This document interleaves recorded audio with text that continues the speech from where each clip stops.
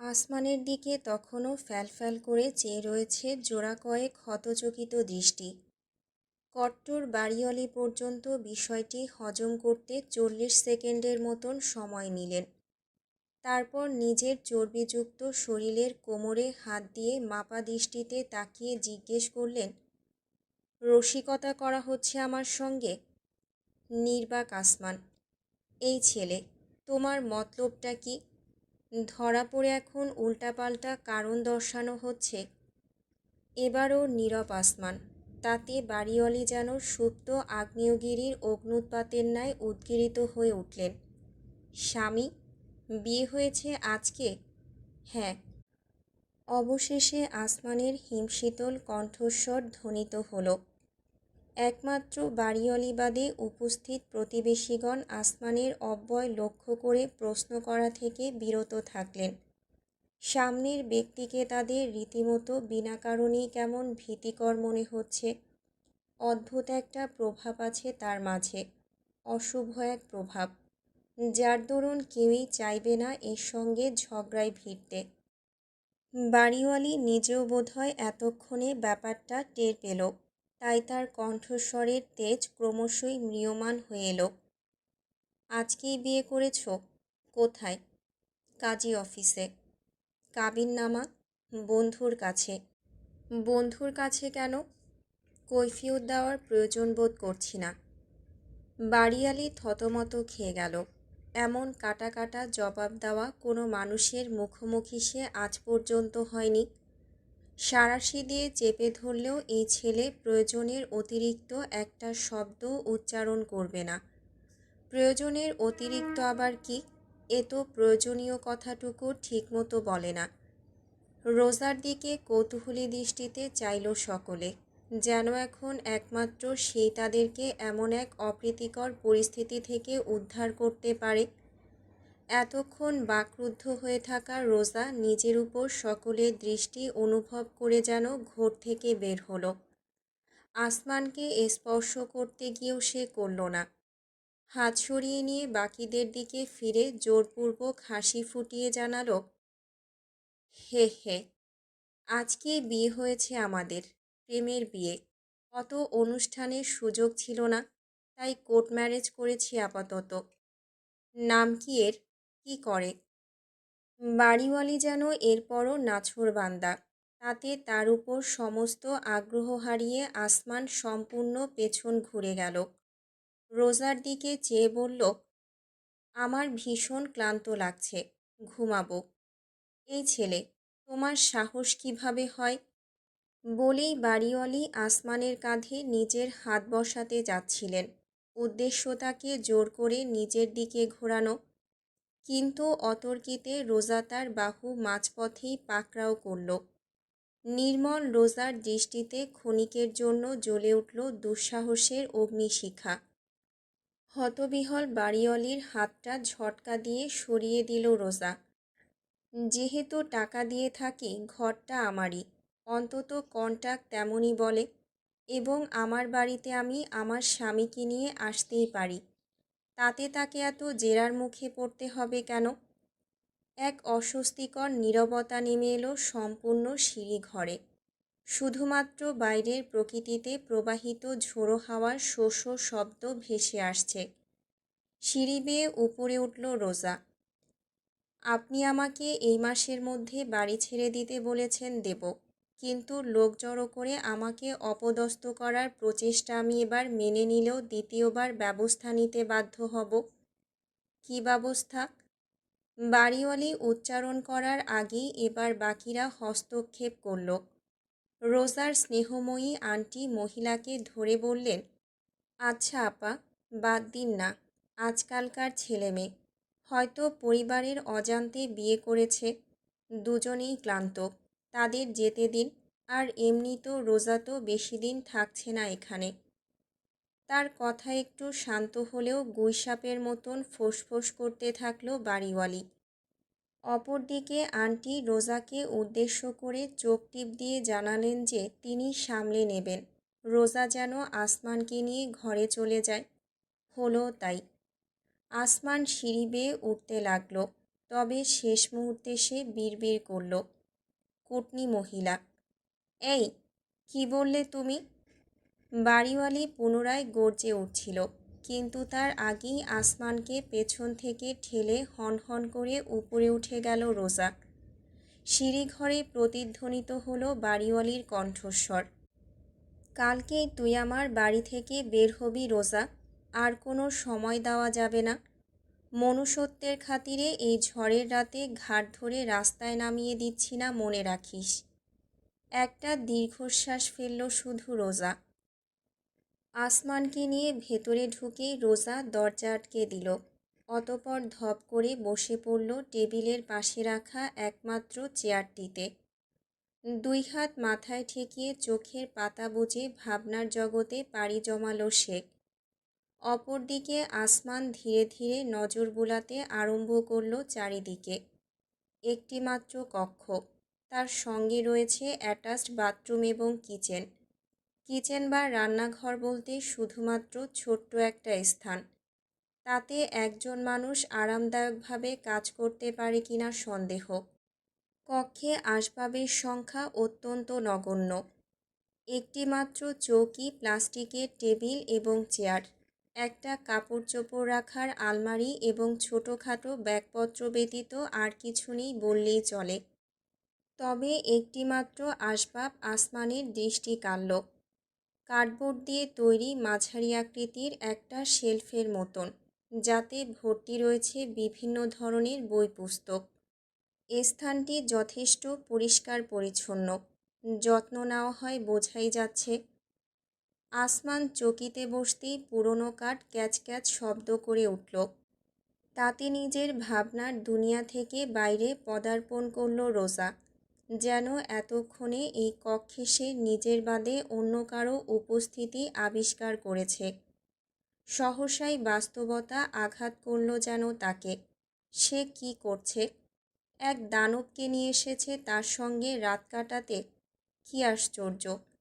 এমন সিদ্ধান্ত নিতে রোজার একবারও বুক কাঁপল না। ঠিক তার আবদ্ধ কক্ষে তারই চৌকির উপর নিঃশব্দে বসে আছে পিশাচটি। যদিও নড়চড় নেই, তবুও তার অশুভ কালোয় আবৃত শরীর এবং রক্তপিপাসু দৃষ্টি পরাবাস্তবের বহিঃপ্রকাশ ঘটাচ্ছে। এর সঙ্গে একটা কক্ষে একটা গোটা রাত কীভাবে অতিবাহিত করবে রোজা? মানুষের যখন দেয়ালে পিঠ ঠেকে যায় তখন সে কত কিছুই না করতে বাধ্য হয়। এই যেমন হরিণও ফাঁদে পড়ে বাঘের কাছেই সাহায্য চায়। রোজার ধারণাকে সত্যি প্রমাণিত করতেই যেন হঠাৎ করেই বাইরের বজ্রপাতের সঙ্গে সঙ্গে বাতি নিভে গেল। লোডশেডিং। হতাশা এবং ক্রোধে আঁধারের মাঝেই রোজা টেবিলে একটা চাপড় মারল। তৎক্ষণাৎ জ্বলে উঠল ফ্ল্যাশলাইটের আলো। আসমান নিজের পকেট থেকে ছোট্ট একটা টর্চলাইটের মতন দেখতে ডিভাইস বের করেছে, যে বস্তুটি ছোট হলেও যথেষ্ট শক্তিশালী আলোক রশ্মি নির্গত করে। আমি আমি মোমবাতি জ্বালিয়ে দিচ্ছি, বলে উঠল রোজা। বিগত কয়েকদিনের আতপোড়া মোমবাতি বের করে সে জ্বালালো। ঈষৎ হলদেটে আলোয় কক্ষটি ধীরে ধীরে উদ্ভাসিত হয়ে উঠল। টর্চ নিভিয়ে পকেটে ভরে পুনরায় চুপচাপ বসে রইল আসমান। তাকিয়ে থাকল খোলা জানালার ওপাশে দৃশ্যমান আকাশের আলো আঁধারি লুকোচুরি খেলার পানে।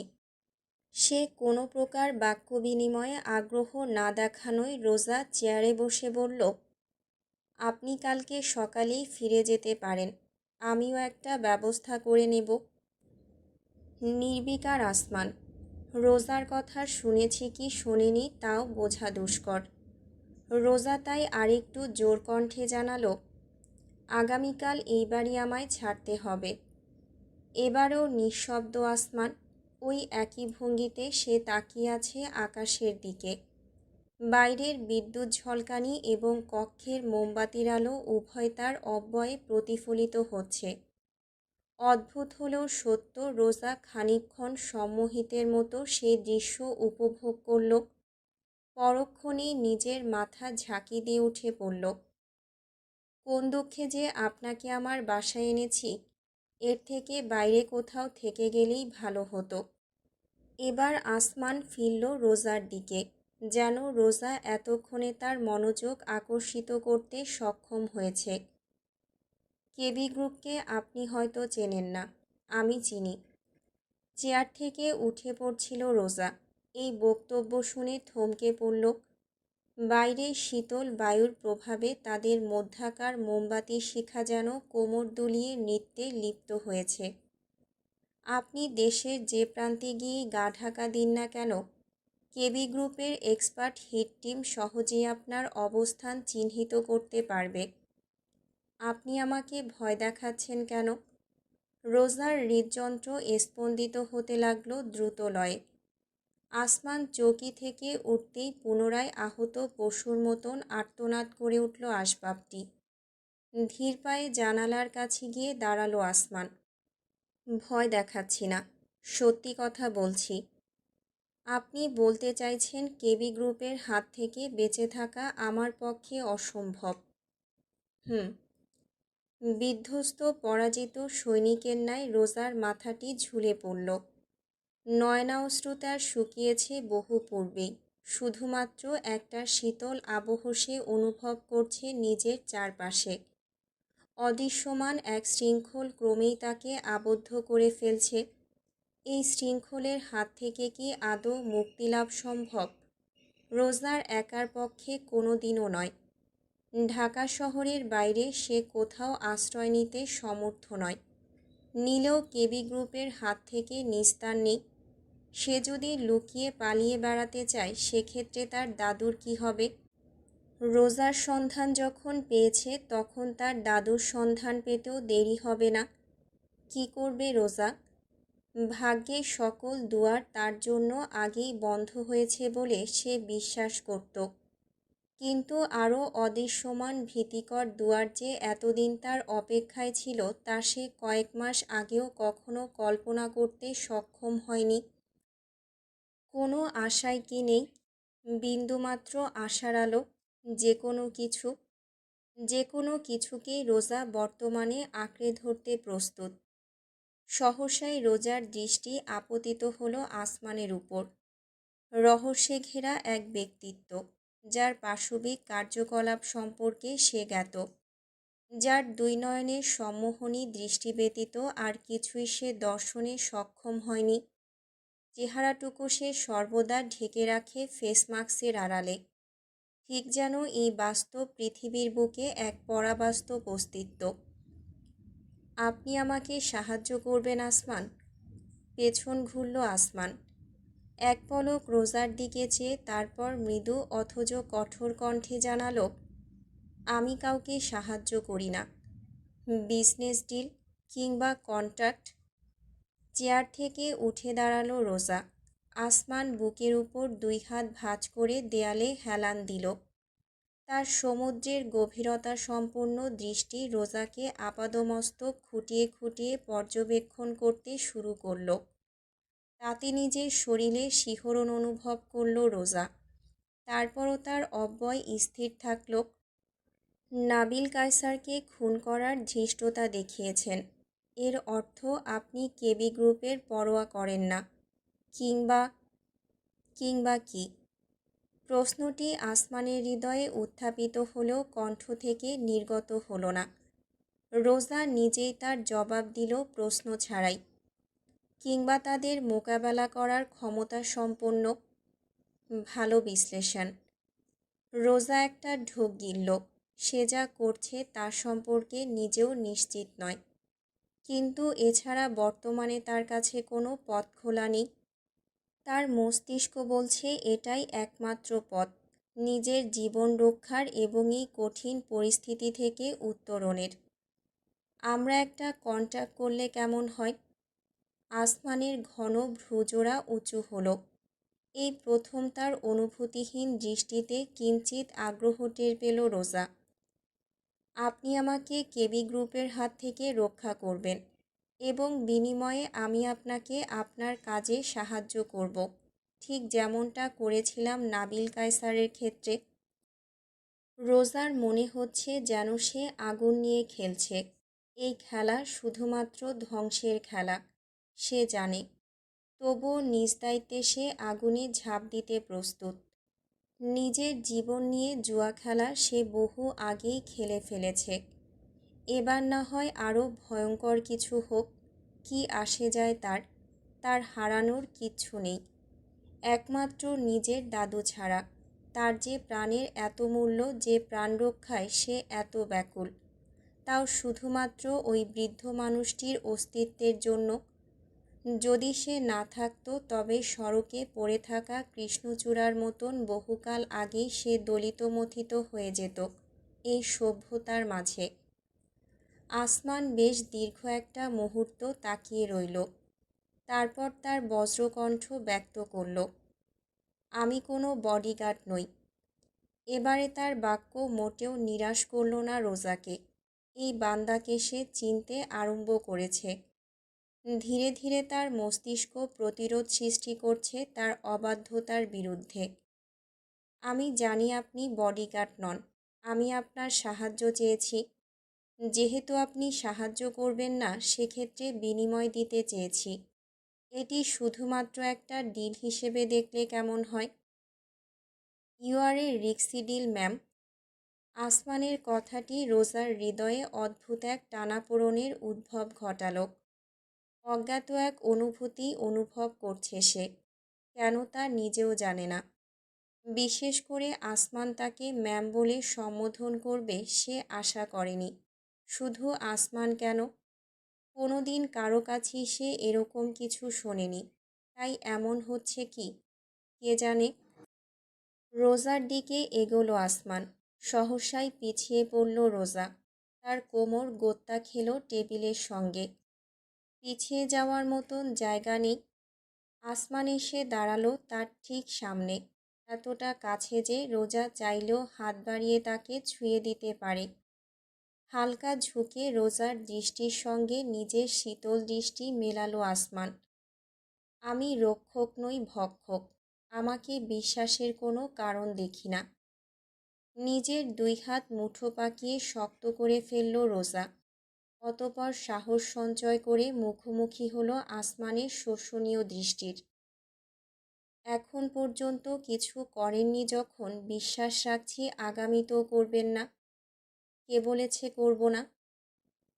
বলেই আসমান অতর্কিতে নিজের ডান হাত বাড়িয়ে দিয়ে চেপে ধরল রোজার গ্রীবাদেশ। রোজা নিজেও বুঝল না তার উপর কি ভর করেছে। বিন্দুমাত্র ভীতি প্রদর্শন হলো না তার চেহারায়, বরং তেজস্বী এক প্রভাব ফুটে উঠল অব্যয়ে। আসমান ক্রমশ চাপ বাড়াতে থাকল, এতটাই যে রোজার নিঃশ্বাস পর্যন্ত আটকে এলো। উভয় চোখে জমল জল, তবুও ধীরস্থির রোজা। শুধুমাত্র বাম হাতে আসমানের হাতখানা আঁকড়ে ধরল মাত্র, ছাড়ানোর প্রচেষ্টা করল না। ঠিক তখন রোজার দৃষ্টিশক্তি ঝাপসা হতে লাগল। তখনই আসমান হুট করে ছেড়ে দিল তাকে। ছাড়া পেয়ে টেবিল আঁকড়ে ধরে কাশতে থাকল রোজা। আসমান উল্টো ঘুরে গেল। হাত দুটো ব্যাগি জিন্সের পকেটে ভরে তাকিয়ে রইল জানালার দিকে। রোজা নিজেকে স্থির করে মৃদু কণ্ঠে শুধালো, আপনার পরীক্ষায় পাশ করেছি কি? জবাব দিল না আসমান। আলো আঁধারির মাঝে তার স্থির অব্যয়ের দিকে তাকিয়ে থাকল রোজা। 1 মিনিট, 2 মিনিট, 3 মিনিট। তারপর হঠাৎ, আমার সঙ্গে কাজ করা হাতের মোয়া নয়, ম্যাম। তখনও টেবিলে এক হাতে ভর দিয়ে তাকিয়ে আছে রোজা। আসমান পেছন ঘুরে এক পা করে এগোতে থাকল। প্রথমত, এর শুরু হলে শেষ আমি নির্ধারণ করব। দ্বিতীয়ত, আমি যা বলবো তাই করতে হবে, অহেতুক কোনো প্রশ্ন ছাড়া। তৃতীয়ত, এই সফরে যা যা ঘটবে তা অনুভবের জন্য মানসিকভাবে নিজেকে তৈরি রাখতে হবে। বরাবর রোজার সামনে থামল আসমান। তার দৃষ্টি যেন রোজার হৃদয়ে তোলপাড় ঘটিয়ে দিচ্ছে। 1 মিস্টেক অ্যান্ড ইউ ডাই। আসমানের কণ্ঠে কিছু একটা ছিল, যার দরুন রোজার সমস্ত শরীর বিনা কারণেই প্রকম্পিত হয়ে উঠল। দৃষ্টি স্বাভাবিক রাখতে পারল না সে, নামিয়ে নিল। তারপর বোকার ন্যায় ভীষণ রকম অপ্রাসঙ্গিক একটা কথা বলে বসল। আপনি বিছানায় শোন, আমি নিচে ঘুমাবো। আসমানের দিকে তাকানোর সাহসটুকু পর্যন্ত সে আর করতে পারল না। বাস্তবতা তাকে নিঃস্ব করে দিয়েছে সম্পূর্ণ। এখন কি হচ্ছে, পরবর্তীতে কি হবে, সেই বিষয় নিয়ে সে ভাবনায় রাজি নয়। এই দানবের সাথে চুক্তিতে যাওয়ার মূল্য তাকে কিভাবে পরিশোধ করতে হবে তা অজানা। তবে একটা বিষয় রোজা জানে, আজ রাতে তার একটুও ঘুম হবে না। নার্সের সাহায্যে কেবিনের সাথে লাগোয়া একমাত্র বারান্দায় এসে বসেছেন ইউনুস রহমান। সম্পূর্ণ আকাশ গুমোট মেঘের আচ্ছাদনে ঢেকে রয়েছে। যে কোনো সময় ঝড় শুরু হতে পারে। আর কত সময় হাতে আছে তার? আর কতদিন পৃথিবীর এই ঝোড়ো আবহাওয়াকে অবলোকন করতে পারবেন আপন চোখে? খুব বেশি দিন নয় নিশ্চয়। যত কম দিন হবে ততই শ্রেয়। তার আদরের নাতনিটা মুক্ত হবে বিষাদের যন্ত্রণা থেকে। দাদু! মিষ্টি ডাকটি কানে যেতেই ইউনুস চোখ ঘুরিয়ে তাকালেন। রোজাকে দেখে মুহূর্তেই তার চেহারা উদ্ভাসিত হয়ে উঠল প্রফুল্লতায়। চড়ুই! ছুটে এসে নিজের দাদুকে আলিঙ্গন করল রোজা, যেন নিজের সবটুকু ভালোবাসা উগরে দিতে চায় মানুষটির জন্য। তার একমাত্র প্রশান্তির আশ্রয়স্থল মানুষটি। রোজার মাথায় হাত বুলিয়ে দিতে দিতে ভগ্ন কণ্ঠস্বরে ইউনুস রহমান জিজ্ঞেস করলেন, তুমি এত সকাল সকাল যে দাদু? ভেবেছিলাম দুপুরে আসবে। মুখ তুলে চাইল রোজা। অধরে হাসি ধরে রাখার চেষ্টা চালিয়ে জানালো, আসলে আজ কিছু কাজ আছে, বাড়ি বদলাবো। তার আগেই তোমাকে একবার দেখতে খুব ইচ্ছে হলো, তাই চলে এসেছি। বাড়ি বদলাবে কেন? বিস্মিত হলেন ইউনুস। রোজা কিছুক্ষণ ইতস্তত করে বলল, তেমন কিছু না, আরও বড় এবং ভালোবাসা পেয়েছি তো, তাই। তুমি ওসবের চিন্তা করো না দাদু। এই দেখো, আমি তোমার জন্য কি কি এনেছি। ব্যাগ থেকে একে একে কিছু আরামদায়ক পোশাক এবং নতুন উপন্যাসের বই বের করে দাদুকে দেখাতে লাগলো রোজা। সবটাই তিনি নিষ্পলক দৃষ্টিতে দেখলেন। তারপর হঠাৎ করেই রোজার হাতখানা খপ করে চেপে ধরলেন নিজের দুর্বল শক্তিতে। দাদু! আমার জন্য আর কত করবে চড়ুই? বাদ দেয়া যায় না? তোমার নিজের জীবনটা তো পড়ে আছে। দাদুর চোখে জমা জল সহ্য করতে পারল না রোজা। উঠে দাঁড়িয়ে সাবধানে তাকে পুনর্বার আলিঙ্গন করে নিল। বিড়বিড় করে বলল, তুমি আমার জীবন দাদু, আমার কোনো কষ্ট হচ্ছে না। আমি সুখে আছি, অনেক সুখে। তুমি হাসপাতালে তো, তাই দেখতে পাচ্ছ না। দোহাই লাগে, নিজের দাদুকে মিথ্যে বলো না চড়ুই। দাদুর চেহারা নিজের হাতের মাঝে নিল রোজা। তারপর কুঞ্চিত কপালে চুম্বন করে হাসল, এক মায়াবিনী হাসি। দাদু, আমি তোমাকে কথা দিচ্ছি, আমি সুখে থাকব, খুব সুখে থাকব। এবং আমার জীবনে সেই সুখের দেখা তুমিও পাবে, যখন আমি তোমাকে আমার নতুন ঘরে নিয়ে যাব। দেখে নিও তুমি, আমার কথা মিলিয়ে নিও। ইউনুস রহমান কিছুই বলতে পারলেন না। নিজের অবশিষ্ট একমাত্র পরিবারের সদস্যর দিকে সজল নয়নে চেয়ে রইলেন শুধু।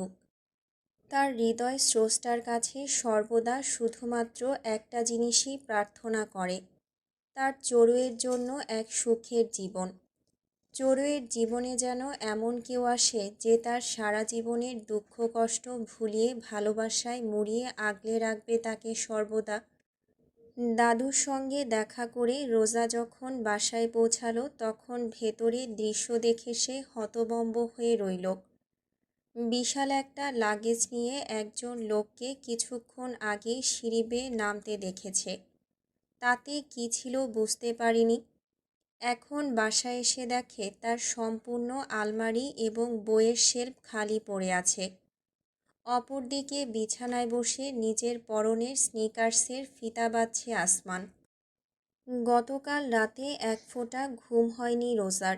ফ্লোরে শোয়ার কারণে নয়, বরং কক্ষে ভিন্ন এক সত্তার উপস্থিতির কারণে। এপাশ ওপাশ করেছে সে, দুঃস্বপ্ন তাকে তাড়া করে বেরিয়েছে। এই বুঝি বিছানা থেকে উঠে কিছু করে বসে পিশাচটা। কিন্তু ভাগ্যবশত তেমন কিছুই হয়নি।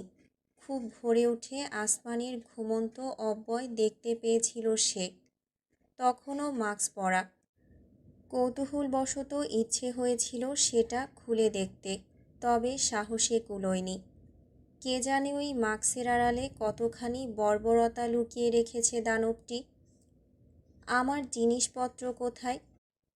জবাব দিল না আসমান, বরং এক পা শেষ করে অপর পা ধরল ফিতা বাঁধার উদ্দেশ্যে। রোজা ভিতরে ঢুকে চারিদিকে তাকিয়ে পুনরায় জিজ্ঞেস করল, কি হচ্ছে এখানে? আমার অনুমতি ছাড়া আমার জিনিস উধাও হলো কিভাবে? যেভাবে আমার অনুমতি ছাড়া আপনি সাত সকালে বেরিয়ে গেলেন সেভাবে। নিজের টি শার্ট ঝেড়ে উঠে দাঁড়ালো আসমান। রোজা ফ্যালফ্যাল করে তাকিয়ে থাকল। এতক্ষণে যেন সে উপলব্ধি করেছে আসমানের আচরণের কারণ। একা একা এভাবে বেরিয়ে সে কি কেবি গ্রুপের সামনে নিজেকে এক প্রকার অরক্ষিত করে তুলেছিল। কিন্তু আসমানের সেই কারণে ক্ষেপার কথা নয়, সে ক্ষেপেছে তাকে না বলে যাওয়ার কারণে। আসমান টেবিলের দিকে ইশারা করল হঠাৎ। রোজা তাকাতেই দেখল একটা প্লেটে ঢাকা কিছু খাবার রাখা, ব্রেড, ডিম পোস্ট, মিষ্টি আর কিছু ফলমূল। কে দিয়েছে এসব? তিনতলার আন্টি। কেন? আসমান কাঁধ ঝাঁকালো। প্রথম রাতের পর যেন আপনাকে রান্নাঘরে গিয়ে কষ্ট করতে না হয়, সে কারণে। রোজা একটু ব্রেড মুখে দিচ্ছিল, কিন্তু আসমানের কথায় তার গলায় আটকে গেল তা। এই ছেলে বলে কি? এর মধ্যে অনুভূতি নেই ভালো কথা, কিন্তু সামান্যতম লজ্জাবোধও কি নেই? রোজাকে অবশ্য লজ্জা পাওয়ার সময়টুকুও দিল না আসমান। তাড়াতাড়ি খেয়ে নিচে আসুন, ক্যাব অপেক্ষা করছে। ক্যাব কিসের জন্য? বোকার মতন প্রশ্নটি করল রোজার, বুঝতে কিছুই বাকি রইল না। আসমান নিশ্চয়ই তাকে কোথাও নিয়ে যেতে চায়। একবারই ঠিকানা ফাঁস হয়ে গিয়েছে শত্রুপক্ষের কাছে। আসমান তার প্রশ্নের জবাবও দেয়নি। সে উদ্যত বাইরে বেরোতে। কিন্তু আমার আসবাবপত্র? থমকে পড়ল আসমান। একবার চোখ ঘুরিয়ে চাইল সম্পূর্ণ কক্ষে। তারপর তার দৃষ্টিতে কেমন এক বিতৃষ্ণা ফুটে উঠল। এসবের প্রয়োজন নেই কোনো।